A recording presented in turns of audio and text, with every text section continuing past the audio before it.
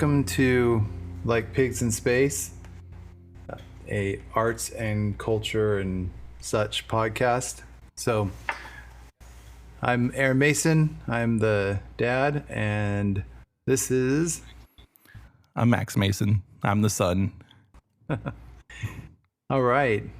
I listened a little bit to the first episode. I'm sure you've listened to more of it than I have, Max, but because you had to. Yeah, you had to. But I haven't made it through. But I noticed the beginning, I was a little bit sullen in my tone. So I'm going to try and be brighter and more engaging. So, okay.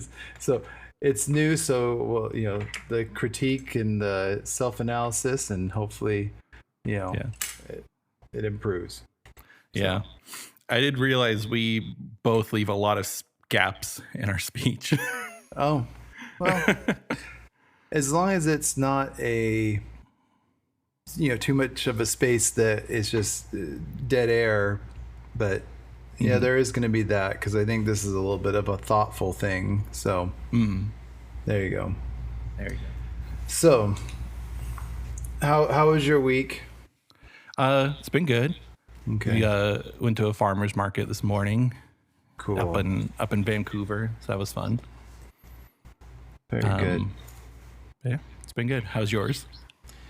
It was pretty busy. I had to come back from travel, so just catching up, and everybody wants something, so it's work. Right. But it is fine. I think I said it last week already, but I did come back and find an additional tick that didn't get removed on the first round. Yeah. All the way from Missouri to Arizona. So that was great. I'm still recovering from that, but it's been a busy couple of days. Did a funeral today, so that was it's fine. Just wasn't me. So yeah. All right.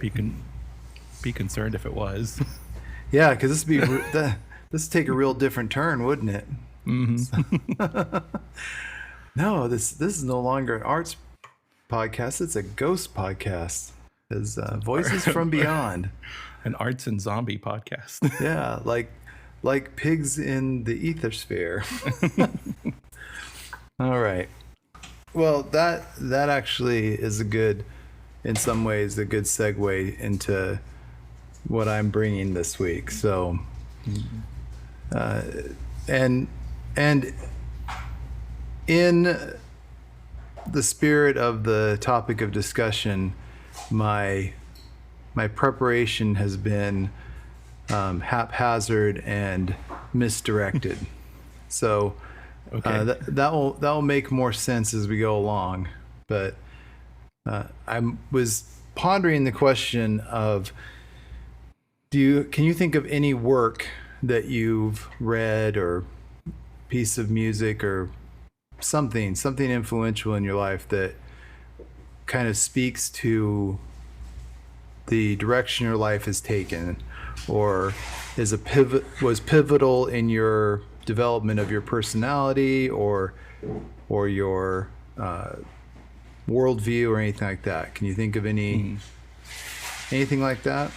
Yeah, I mean, I can think of a lot of, especially music, that really helped to open up my taste in things.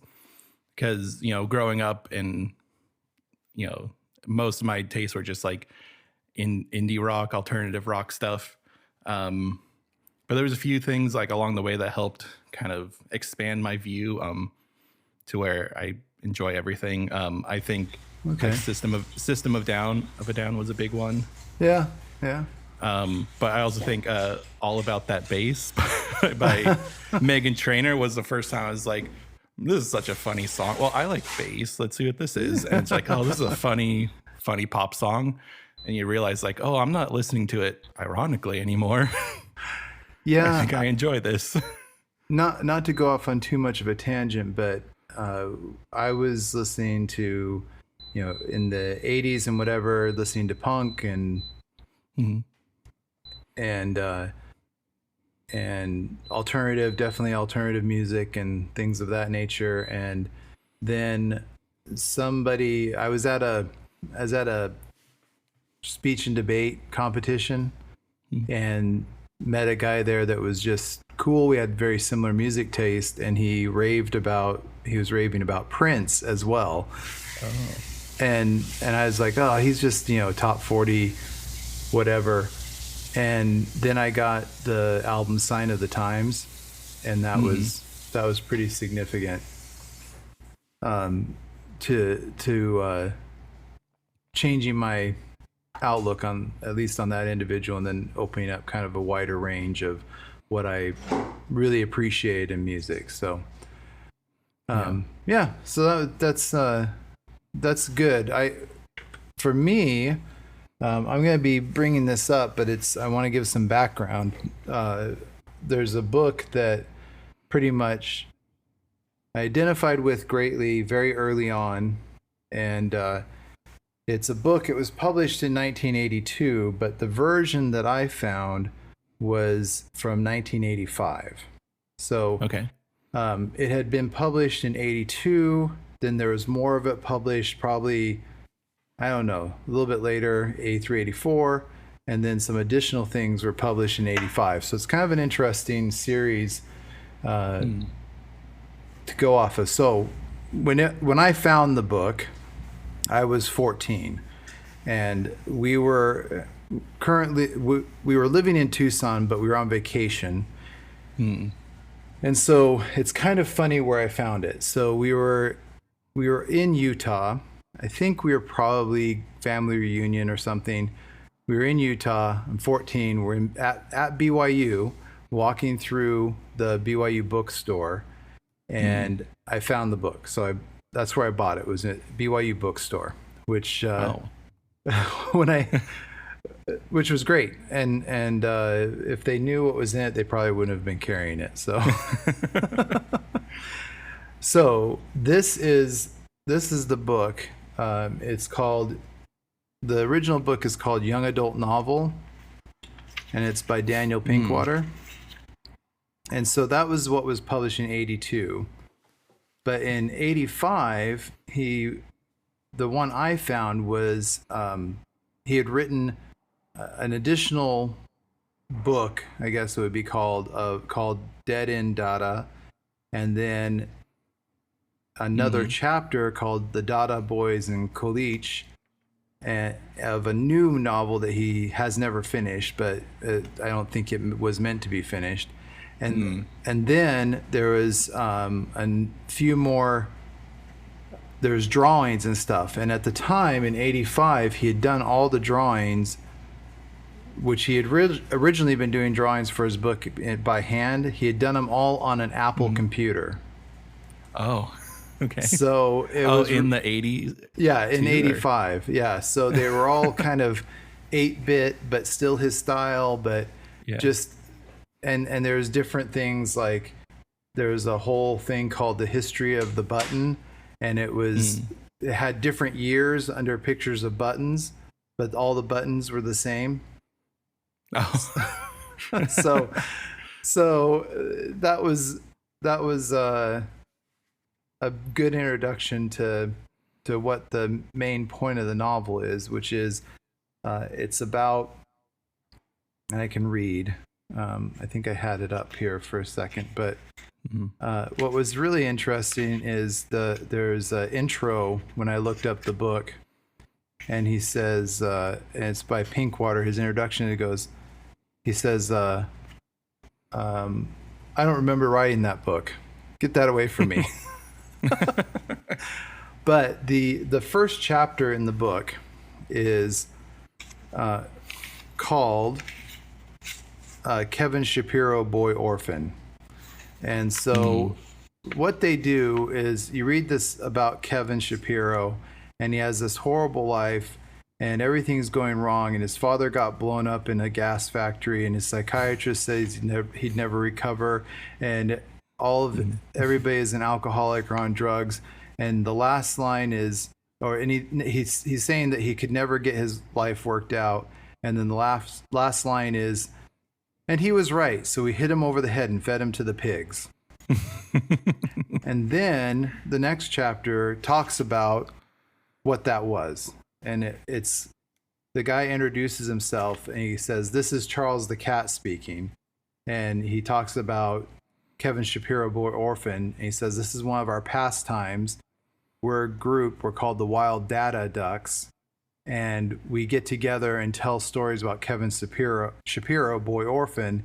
And sometimes this thing happens or this thing happens, but he's indestructible, so you can kill him off every few episodes and then bring him right back." Yeah. And so he is, he says, in addition to himself, the other Wild Dada Ducks are the Honorable Venustiano Carranza, President of Mexico, Captain Colossal, Igor, and the Indiana Zephyr. He said, and those, so they have what they classify as Dada names. And so just the overall, this was, I'd never heard of Dada. I'd never, and the idea of kind of the serial storytelling, make up stories, all the, 14, right? This is, this is all new to me. But I got to discover what Dada is. And so have you ever heard of, I think you must have growing up, but do you know what Dada is? I know a little bit of it. I have read that book once. I think it was in the 4 novels or 5 novels. Right, exactly. So I kind of remember bits and pieces of this. But as far as Dada goes, I always thought it was really interesting, because I think a lot of it is just making things without meaning or not caring about the meaning. Right. The more important part is making something. Yeah. Or is that a little? No, that's the more important part. Yeah, it's the making, but it's also the dismissal of meaning. It's just a effort to delve into chaos is what it really is. Yeah. So I just read this essay. This lady, she was talking about the work of monstrous men. And one of the chapters she's talking about Picasso and Duchamp. Right. Or Duchamp. Yeah. And she was arguing that Duchamp is the more interesting artist out of the two of them anyways, regardless of how popular Picasso was. Right. Which I've always kind of felt Picasso is good and I like his paintings, but I've always felt more intrigued by what Duchamp does because you have to think about it for a long time. It's not immediately obvious. Yeah, and that's actually he's a precursor because he was the kind of the Cubist surrealist movement. Duchamp was, and so they are connected in a way. Dada and Duchamp and that whole surrealist movement. Dada is a breakaway from surrealist, even though it's kind of the same. Dada is not just art; it's also literature, poetry, things of that nature. And one of the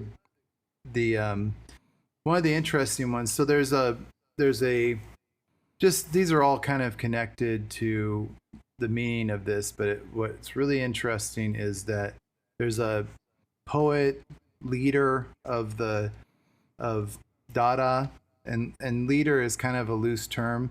So because but Tristan Tzara, and I think that's how you say their name, but is wrote a lot about it. There's a Dada manifesto that they produced and things like that. And it's very interesting. But I think this right here speaks to kind of what I cherished or what I learned about Dada that was really interesting. And it's talking about Dada poetry. And so it says, to make a Dadaist poem, take a newspaper, take a pair of scissors, choose an article as long as you are planning to make your poem, cut out the article, then cut out each of the words that make up this article and put them in a bag. Shake it gently. Then take out the scraps one after the other in the order in which they left the bag. Copy conscientiously. The poem will be like you. And here, you are a writer, infinitely original and endowed with a sensibility that is charming, though beyond the understanding of the vulgar. So, what was influential about this is their disregard for the activities that were going on. The Dada movement is just a disregard for conformity. Mm-hmm. The way that played out in the book is their disregard for anything that was going on in high school. So, they just didn't try and participate, didn't try to conform. They did their own thing. They would always, like, for example, they would always wear ties to school. I remember one of them. Didn't they have like a fish shaped tie, or exactly was a fish? It says, my favorite necktie is black with red plastic fish about 5 inches long, attached to it with miracle glue. So, so there's and they just do all kinds of things that are weird, but they're not doing it they're just doing it. And that was the thing that I embraced or learned, is that if I'm going to do weird stuff, I'm going to do weird stuff, and I can't expect anybody else to understand it. I can't expect anybody else to approve of it. I can't expect anybody else to embrace what I'm doing. I have to own it. So I can't get hurt if I'm doing something weird and people don't like it or don't appreciate me or don't even understand it. That was something that it kind of taught me, is just to be weird for weird's sake and own it. And that was a good lesson. The other thing is the next thing is that they would go and they wrote a play. And so they wrote a play called Chickens from Uranus, adapted from Macbeth by William Shakespeare. And it's basically just them standing up there making different animal sounds, dressed in paper bags over their heads, decorated with cutout pictures of various things. And it says it isn't much of a script in terms of length, but the actual performance took a good 20 minutes because we spoke extremely slowly and moved very slowly like robots. And so they did this and they just performed it. And and then they got called to the principal's office, or vice principal's office, and who they called the Lord High Executioner. And and then that making up of different names for teachers and stuff. I know that's nothing new, but they took it to an art form. And then they were not really upset, but they wanted to make a point with the vice principal. And so one of them printed up a card that said Horace Gerstenblut n'existe pas, which in French means he doesn't exist, right? And so they printed it up everywhere and handed them out. and so everybody had these cards that said he doesn't exist, and so they got called in again for that, and so it just kept going, but that effort to always seek to do something interesting, and it's never violent, it's never hurtful, it's malice to it. Yeah, it is a deconstruction of the ruling class, which is very Dada. So meaning that the administration of the school is the ruling class, and so they are fighting against the authority, and that also resonated. And perhaps having listened to having delved deep into punk rock and skateboarding at that age, I was primed for, I guess, a refresher or a course in civil disobedience, so to speak. And so that spoke to me. And at the time, I had a good friend, and a couple different ways this manifests itself. So we were on a closed campus in Tucson High. And so we weren't allowed to leave. And so, of course, the challenge was to figure out how to leave without the gate guards catching you. And so we did that often. And then they ramped it out. Yeah, it was easy. But then they ramped up security. And so instead, my friend and I would play. We had a little side area, and we'd play Frisbee in the side thing. And instead of just playing Frisbee, we went and checked out books from the 70s about playing Frisbee and learned a whole bunch of different new tricks. And so, and so we take it to another level, is basically, right. Anything worth doing is worth doing excessively, right? Yeah.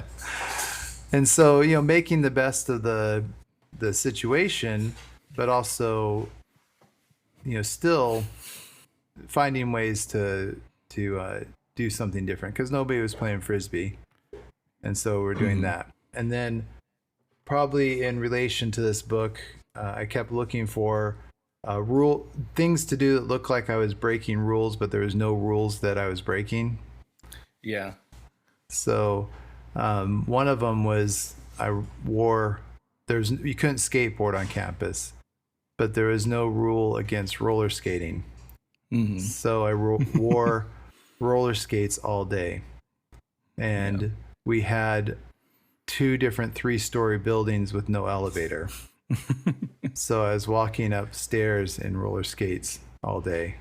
Yeah. And it was fun. And then I was just waiting for a teacher says, I don't know if that's allowed. I'm like, there's no rule against it. So you're using the Airbud logic before Airbud. Yes. Yeah, there you go. Yeah, I think that's something that, I don't know if that's something you've told me like growing up, maybe you did, but something that really ingrained itself in my psyche was learning the rules, understanding what the rules are, and then doing what you want around them. Yeah.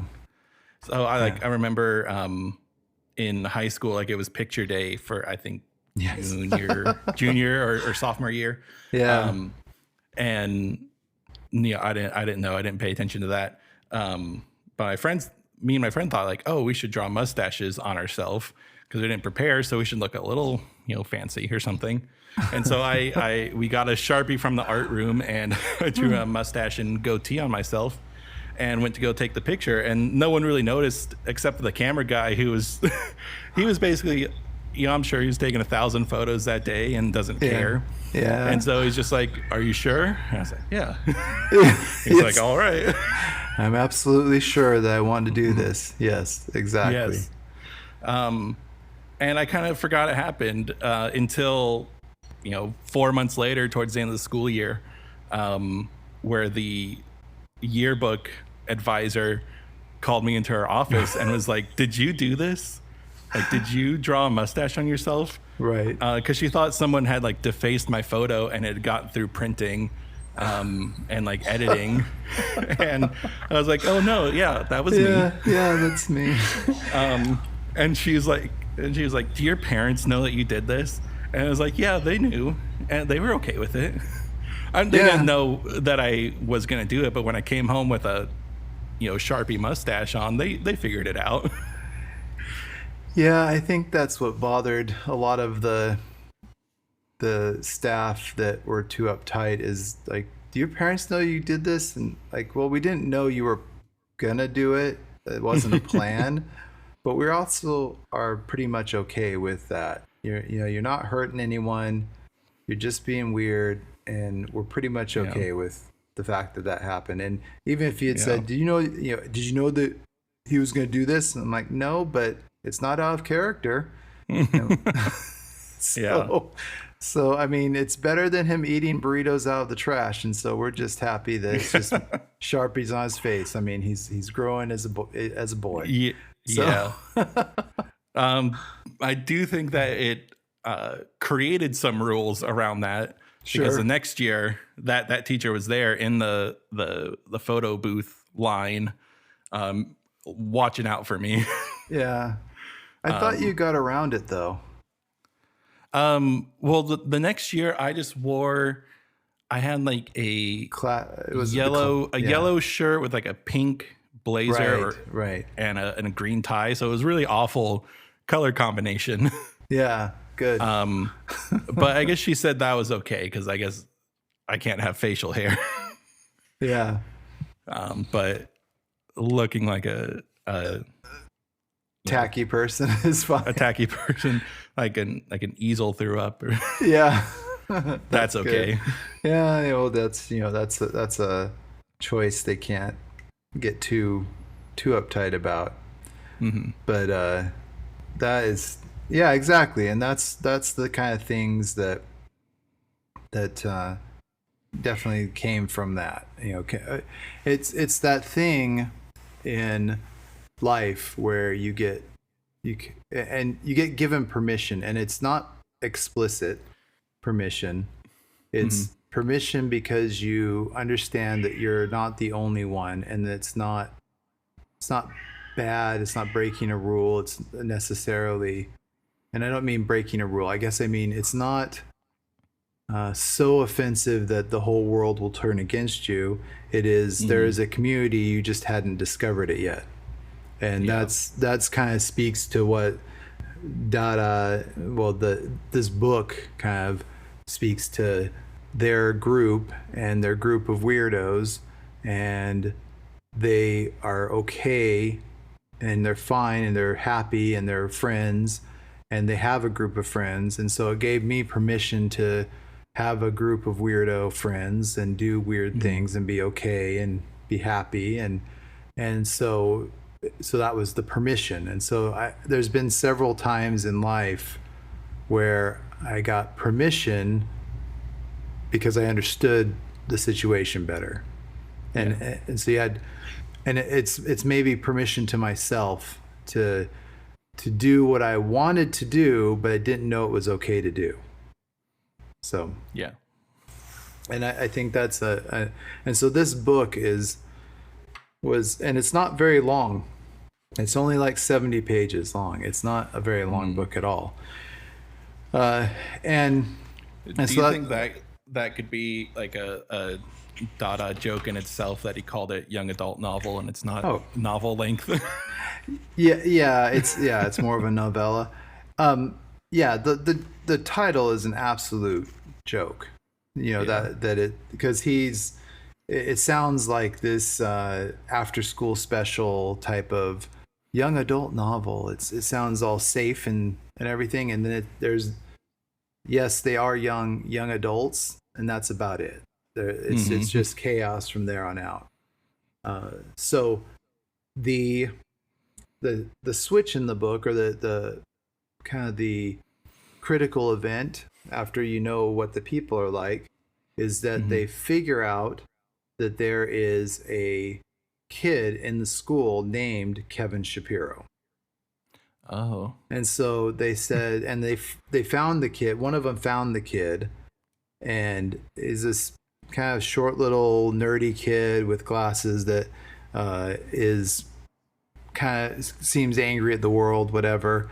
And so the wild Dada ducks decide that they have to adopt Kevin Shapiro because obviously he's an orphan in their minds, right? Yeah. In their story, in the story, he's an orphan. They have to adopt him without him knowing, and that's their whole thing.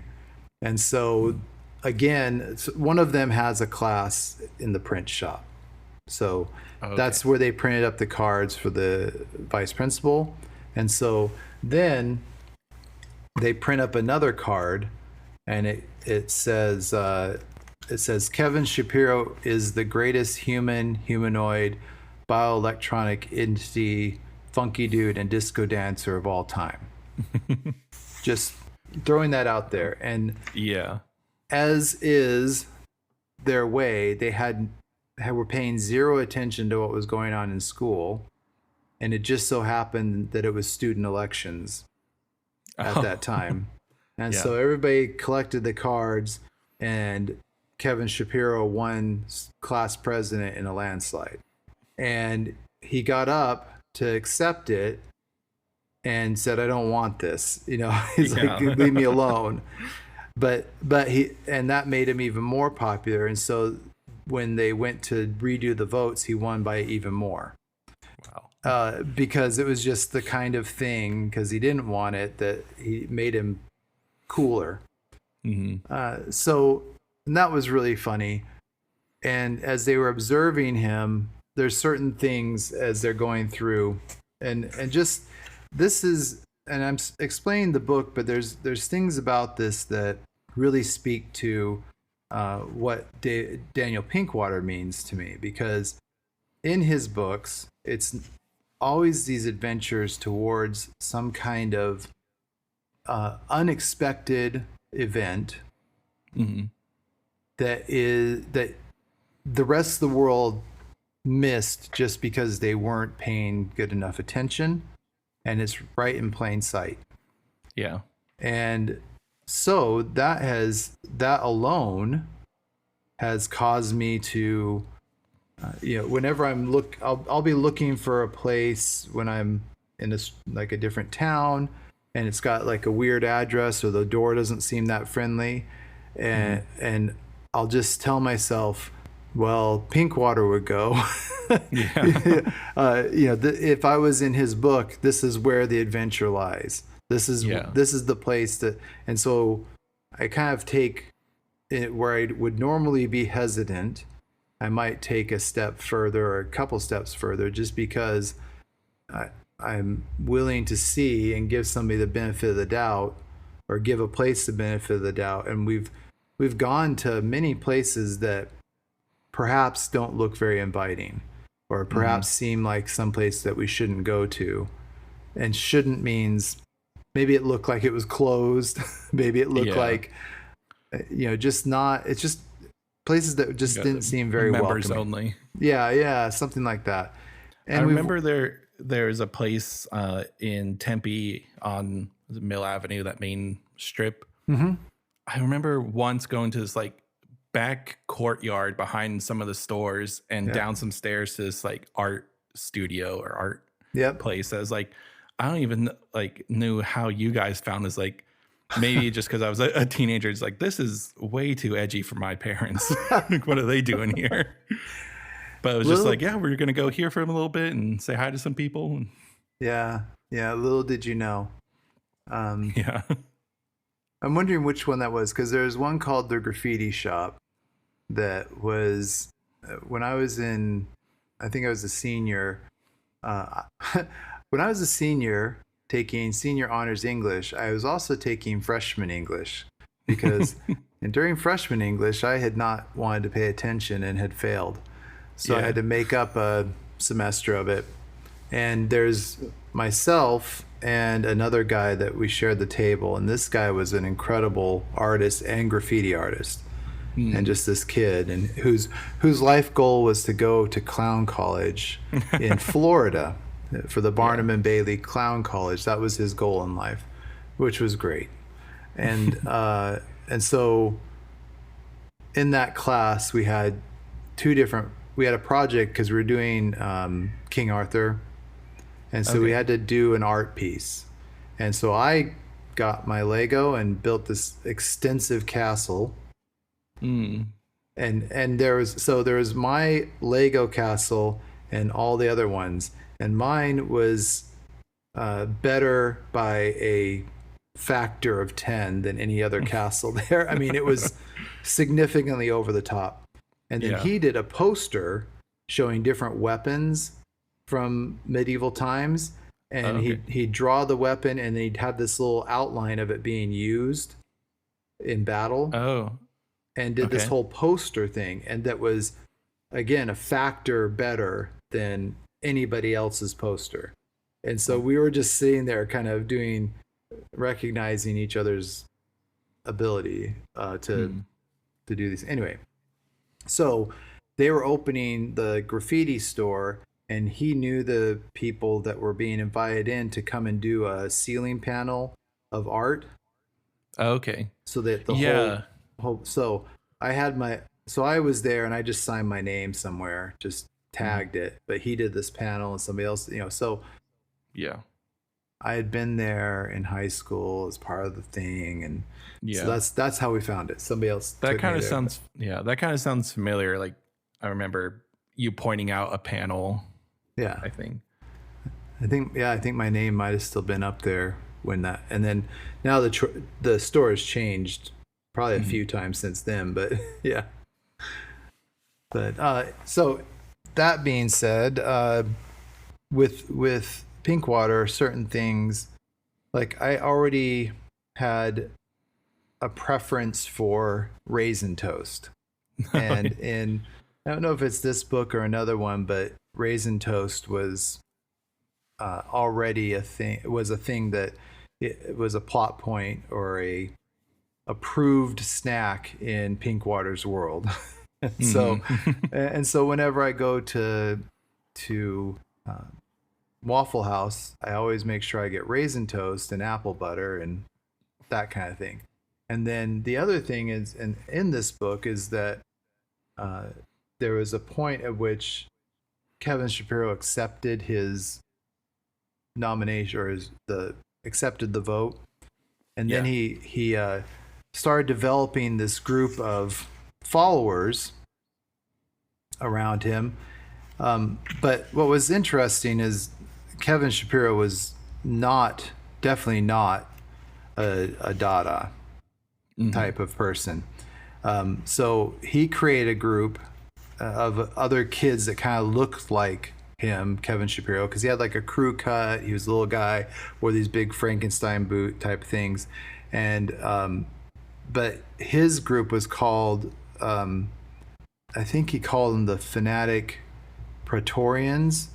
But then there was this thing called heroic realism, because Kevin Shapiro loved comic books. And then the Dada Ducks already hated comic books. But the heroic realism declared that anything that wasn't a comic book was no good. And anybody that didn't like comic books was no good. And so all the students started reading comic books. And so that was his movement, but his group was the Fanatical Praetorians.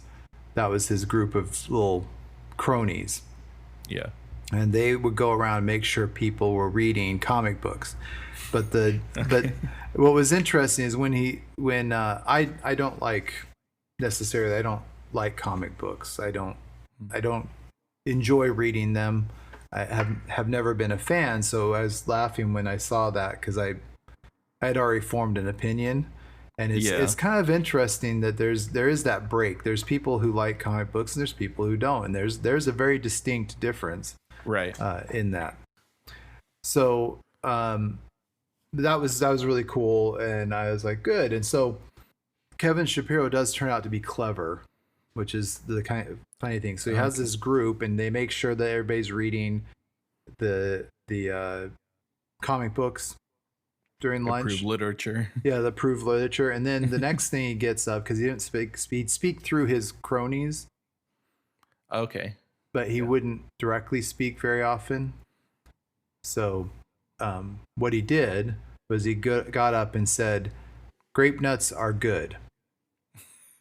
Mm-hmm. And so everybody would now try and get grape nuts during breakfast or whatever. And the wild Dada ducks approved of that because they already thought that grape nuts was a good cereal. I had already thought grape nuts were a good cereal. So it aligned. Yeah. I have a less than favorable opinion of grape nuts. Right. Because the one time when I went to visit Chloe when we were still just dating, she made a bowl of, it was grape nuts and peanut butter and soy milk. And I was like, it tasted pretty good. But I also took one bite and chipped a tooth. Yes. I was like, I think I'm going to not have this Yeah. anymore because I'm not getting any more teeth. Right. It's always a funny thing. Your first bowl of grape nuts, you try and fill up like a regular bowl of cereal. And then you realize that's way too much grape nuts. And then the ratio starts going, a quarter inch of grape nuts and a full bowl of milk. And that's about right. Right. And but I already loved grape nuts, and then they came out with grape nuts flakes, and those are really good too. They're a little bit sweeter, but I had already liked grape nuts. I think my dad would eat them or something. I don't know, but there's already a fan, so that spoke to me. So I knew I was in the right book. Yeah. So then Kevin Shapiro waits until everybody's eating grape nuts all the time. And then he gets up and says, "Get them good and soggy." And so then what happened is everybody sits there and sits and waits. They pour the milk and just sits and waits for them to soak up. And so it's just silent, people waiting during the whole thing. And the fanatical Praetorians would actually walk around the lunchroom inspecting people's grape nuts to make sure they were soggy. Yeah. And so that happened for a while. Does that happen with grape nuts? I feel like they can't get soggy. No, they turn into a soggy lump. Yes. After quite a while, but they do get into, and then they're no longer they really do get to the point where they're no longer crunchy. Wow. And then it says, and then what happens is a couple of days go by, and Kevin Shapiro says, "Look, watch me." And he turned the box over and dumped the soggy contents into his cupped right hand. And then he goes, "Down with Dada," he shouted, and hurled the mess of dripping grape nuts right into the face of the Honorable Venustiano Carranza, President of Mexico. Then the whole lunchroom did. Yeah. So it was a calculated attack over a long period of time, getting the right conditions. And then that was the end of it, kind of the end of their thing. And then he just went on to being a kind of an ignored kid, the Kevin Shapiro. And he's even saying at the end here, goes, "Does it seem possible," asked Igor, "that Kevin Shapiro seized control of the entire school just so he could have us covered with wet breakfast cereal? No one was sure. It could have been planned from the start, or it could have just been an idea that occurred to him at the moment. The important question," said Captain Colossal, "is what is the significance of Kevin's rise to power and the grape nuts attack? What does it mean in a philosophical terms?" "Yes," said the Ziffer. "What is the moral of the story?" "It has no moral," said the Honorable Venustiano Carranza, President of Mexico. "It is a Dada story." And that's kind of the point of the book, is it just ends with them accepting what happened. And I like that. I like that they can accept that this thing happened. They had some involvement in it, but they weren't necessarily, it wasn't, they didn't take it as an affront to them, even though it was just, this is what's happened. And right. And it's just really hilarious to me, because you can learn to accept that sometimes things just happen, and right. And that's a neat way to live. The other thing that Pinkwater does, and it's something that I really like, is that he will, when you're reading him, he will use the full character name over and over and over again. Like, Yeah. it's the Honorable Venustiano Carranza, President of Mexico, said to the Indiana Ziffer. Then the Honorable Venustiano Carranza, President of Mexico, said. And so it's just this, like, kind of like he's gunning for a word count. Yeah. But it's that very pedantic and interesting. I'm going to restate and hold to that.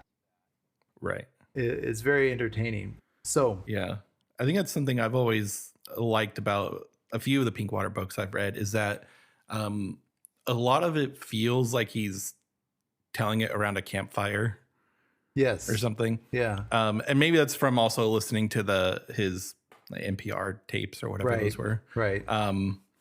But he often, like, if someone has a nickname or two, he'll randomly switch out their nickname or using their full name. It's always like it varies a lot. Right. It feels more conversational, more story like, instead of being like, this is this person's name, and when they talk I'll use this name.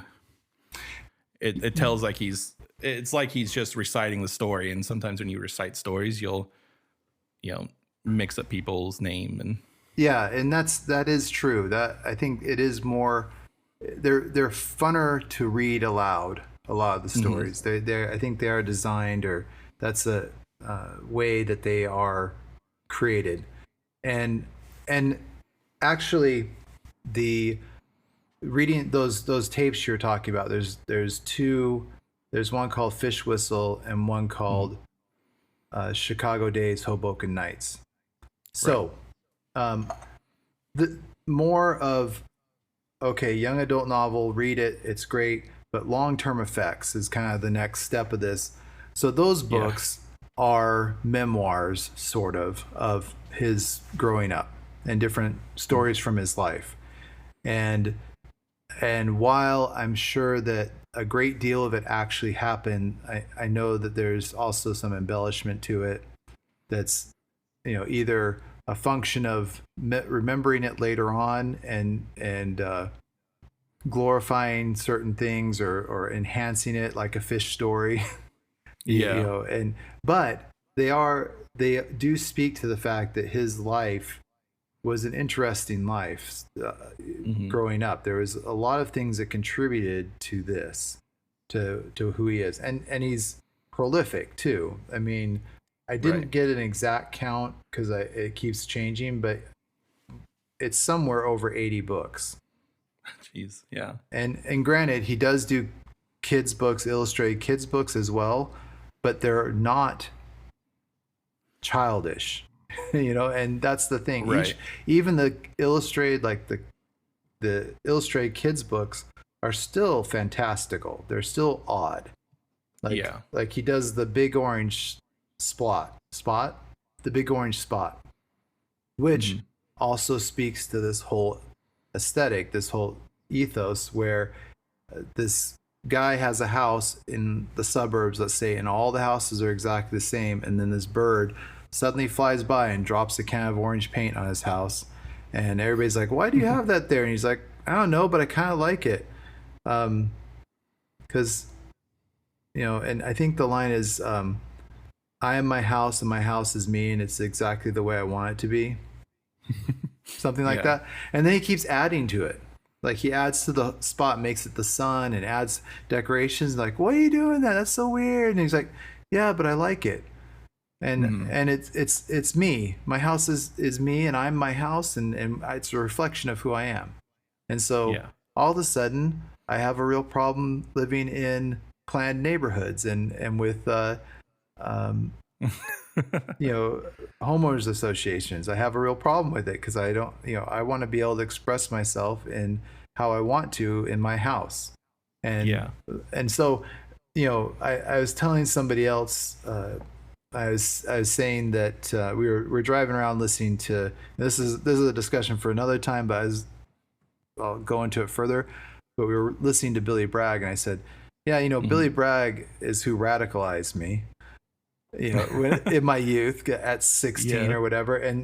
But he's not the only one. Daniel Pinkwater also speaks to that. And he is the voice that allowed me to be weird and be happy about it. Yeah.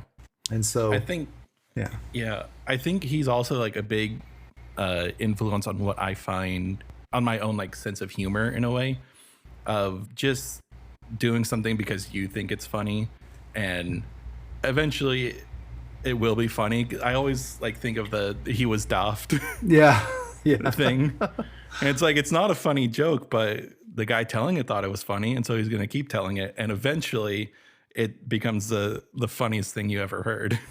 Yeah. And that like commitment to bits is something I really like. I'm sure there's plenty of things that I annoy people with, but I just think it's so funny, and I'm just gonna keep doing this because it makes me laugh. And well, your whole humor ethic is taste is the it's funny to me. And I know that you've taken the surrealist humor thing that I really like. However, you've taken it to a different level almost your whole life. And so that's really funny. But even things, so my joke, and I think I made this one up when I was a kid. I think that's where it came from, is it's made up, and then you made up something similar when you were a kid. But mine was the elephant and the hippopotamus were taking a bath, and the elephant said to the hippopotamus, "Pass me a soap." The hippopotamus said, "No soap, radio." And I thought, yeah. And then yours was, the answer to everything was elephant poopy. Yeah. For a long time. And so, but we cracked up, and it just because it's that kind of chaotic humor that we really cherish. But yeah. so long-term effects. Yeah. Well, there's another one I think about a lot, that I would do in college sometime, where if I was just sitting around, it'd be something like, like, that's life. They'll push you off the swing and tell you it's your fault. And just whatever it was just like this little thing, like they'll do this and tell you it's your fault.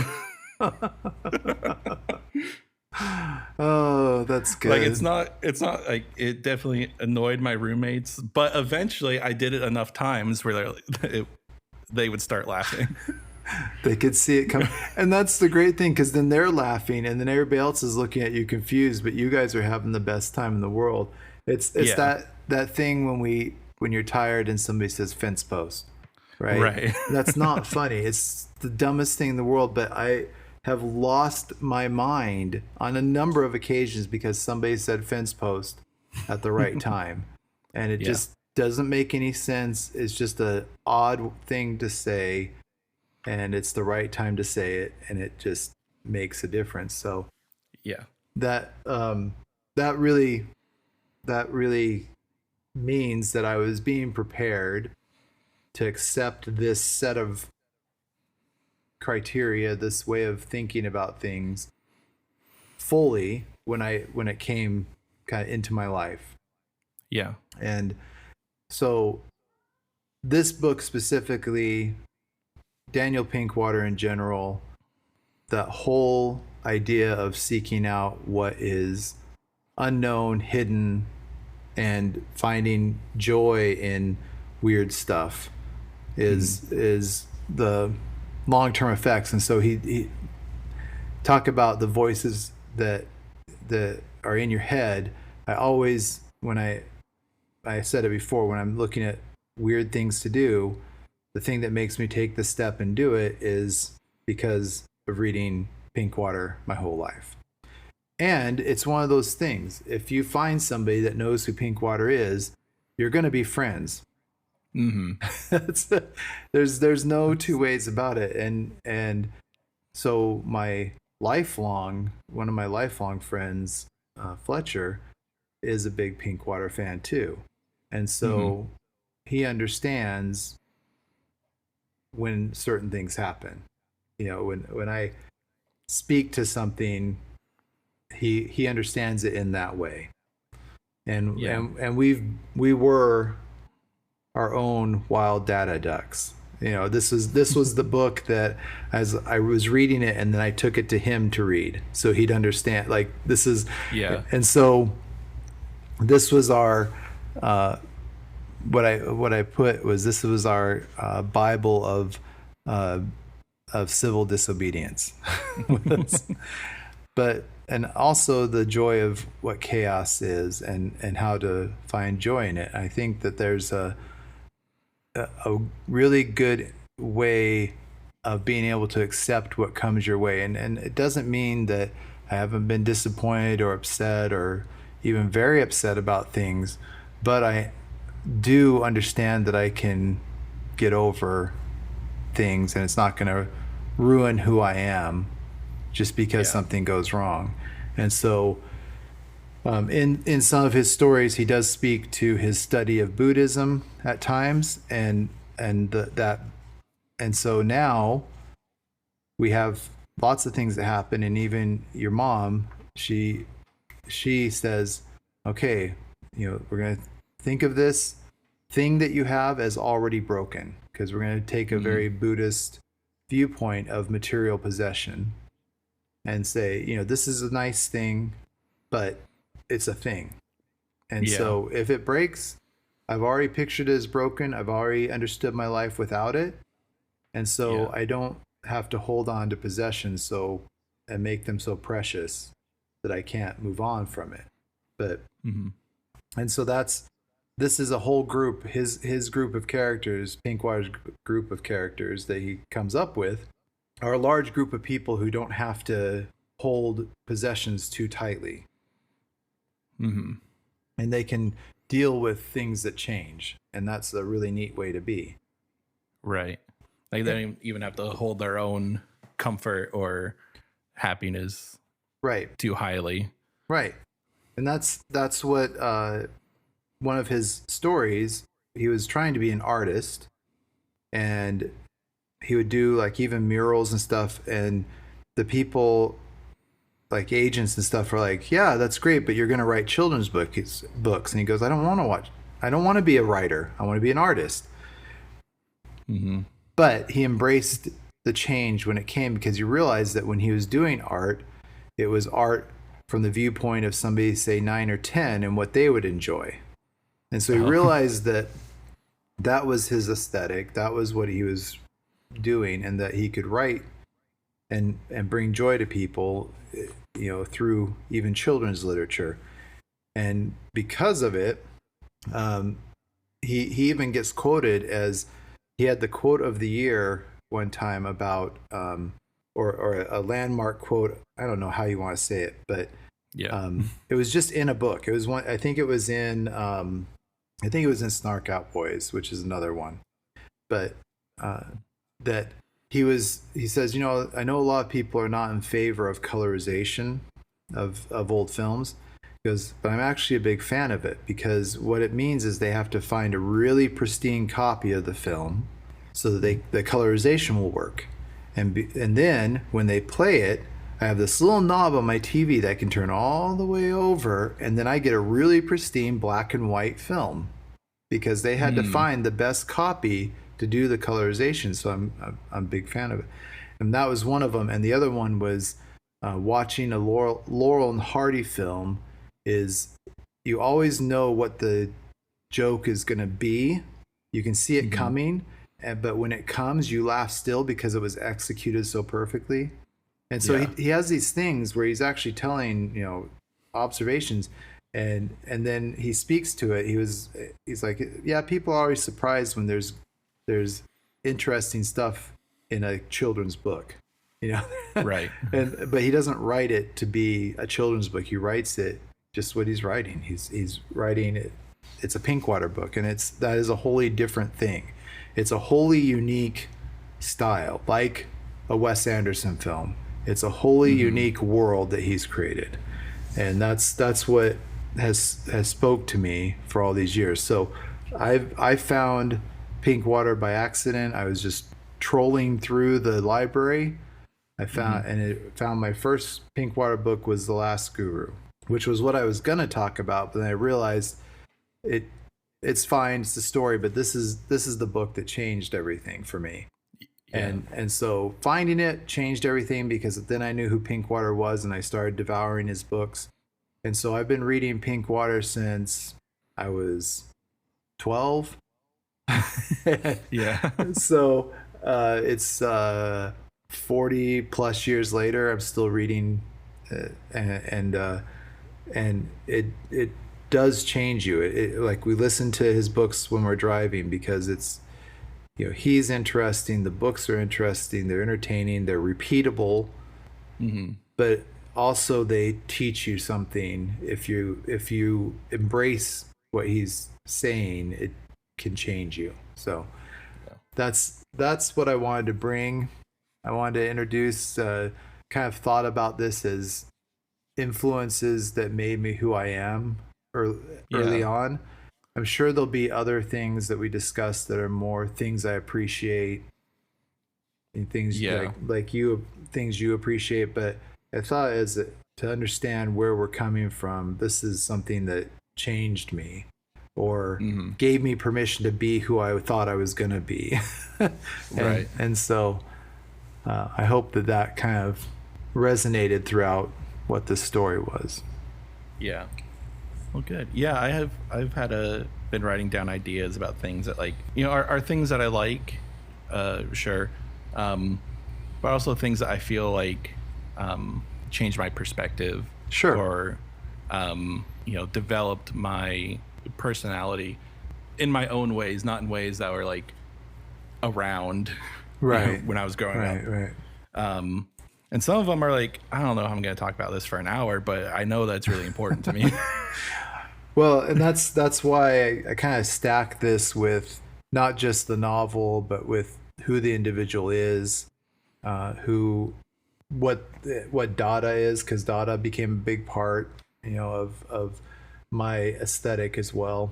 And just as a note, it's been really interesting, because I was, a few years ago, I started following, when it was Twitter, I was following Daniel Pinkwater, and I did have the cool experience of a couple times interacting with him on Twitter. Like, I said something, he responded.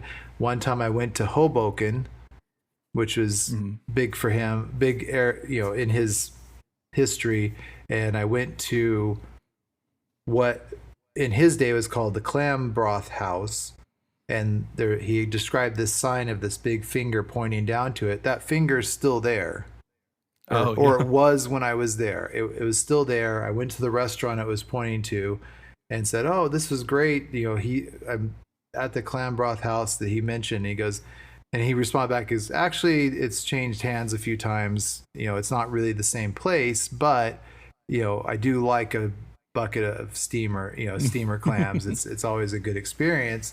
And so it was just neat to see he's obscure enough that he's able to interact with fans, I guess is what you'd call them.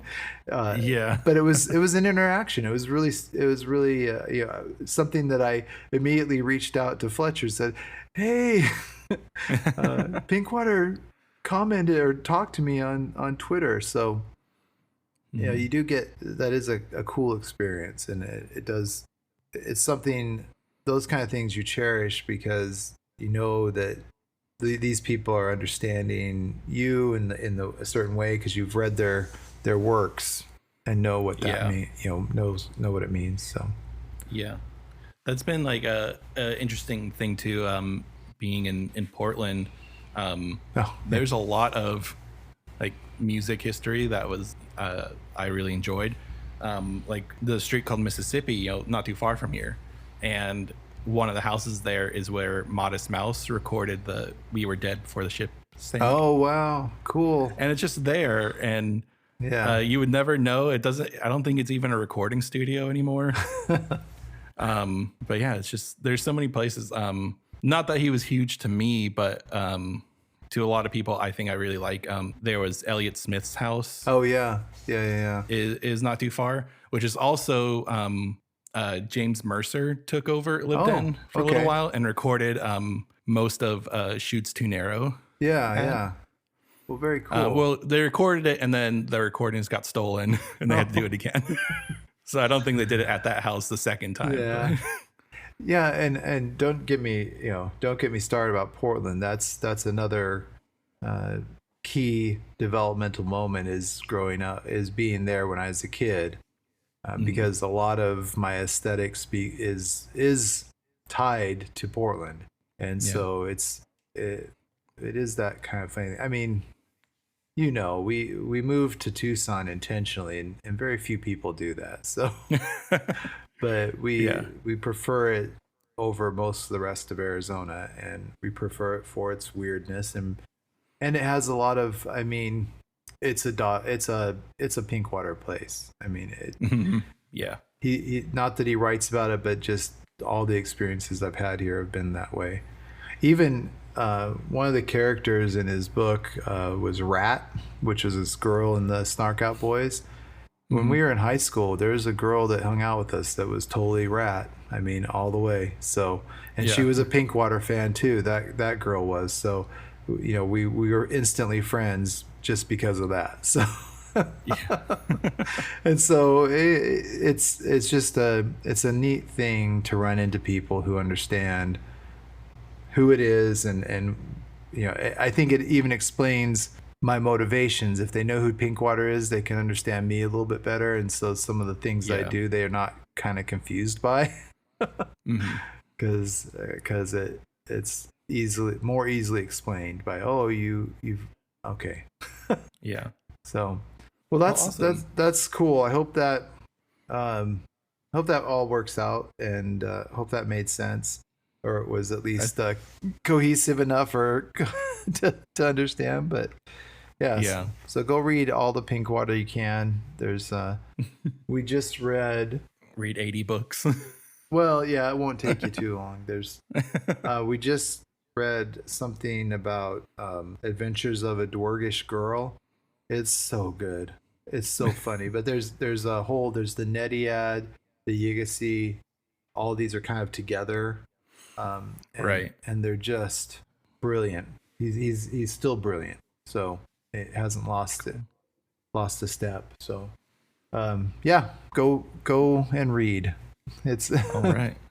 It's worth doing. Or anybody that happens to fall upon this and listen, I hope they read Daniel Pinkwater.